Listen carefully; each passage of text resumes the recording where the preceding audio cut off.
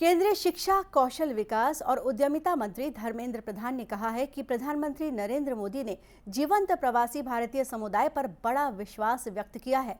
इंदौर में प्रवासी भारतीय दिवस समारोह में विशेष सत्र को संबोधित करते हुए उन्होंने कहा कि भारत कुशल मानव शक्ति का वैश्विक केंद्र बनकर उभर सकता है।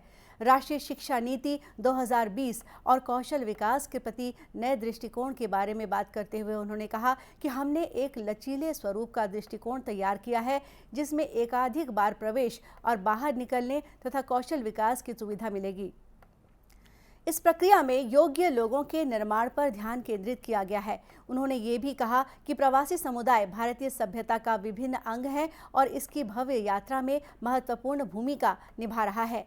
इस मौके पर एक प्रदर्शनी भी लगाई गई। आइए जानते हैं क्या खास है इस प्रदर्शनी में।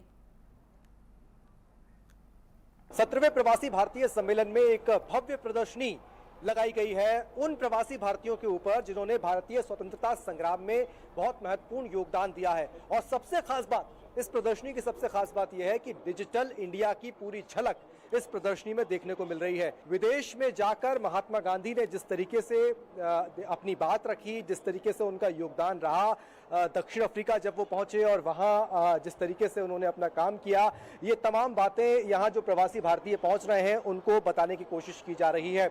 स्वामी विवेकानंद जिनको हम हमेशा याद करते हैं, वो स्वामी विवेकानंद जिनका शिकागो में दिया गया भाषण कई मायनों में बहुत खास था और उसको आज की युवा पीढ़ी नहीं बल्कि कई आने वाले वर्षों तक युवा पीढ़ी उसको देखेगी।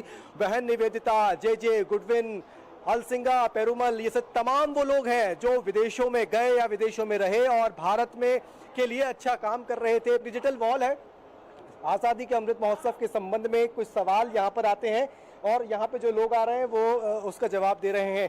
पूरी तौर से डिजिटल भारत जिस तरीके से बन रहा है उसकी एक झलक बहुत बड़ी देखने को मिल रही है। ये एक डिजिटल वॉल है। एशियाई देशों के प्रतिरोध की अगर बात जब होती है तो जो एशियाई देश हैं वो किस तरीके से अपना योगदान दे रहे थे, जैसे ये मैं क्लिक कर रहा हूं यहाँ पे, ये देखिए मैंने क्लिक किया और मलेशिया के बारे में पूरी जो जानकारी है अब इस डिजिटल वॉल पर सामने आएगी। विवेकानंद से शुरू होकर, महात्मा गांधी से शुरू होकर नेताजी सुभाष चंद्र बोस तक ये प्रदर्शनी पहुंचती है और सुभाष चंद्र बोस के विचारों पर सबसे ज्यादा प्रधानमंत्री नरेंद्र मोदी का फोकस रहता है और वो अधिकांश जगहों पर अपने भाषणों के दौरान सुभाष चंद्र बोस के किए कामों को याद करते हैं। बातों को बताने की कोशिश इस प्रदर्शनी में की जा रही है जिनमें प्रवासी भारतीयों का योगदान था, जिनमें भारतीय मूल के वो लोग जो भारत के बाहर भी रह रहे थे या फिर वो देश जो भारत को सहयोग कर रहे थे, उनके बारे में इस प्रदर्शनी में बताने की कोशिश की जा रही है।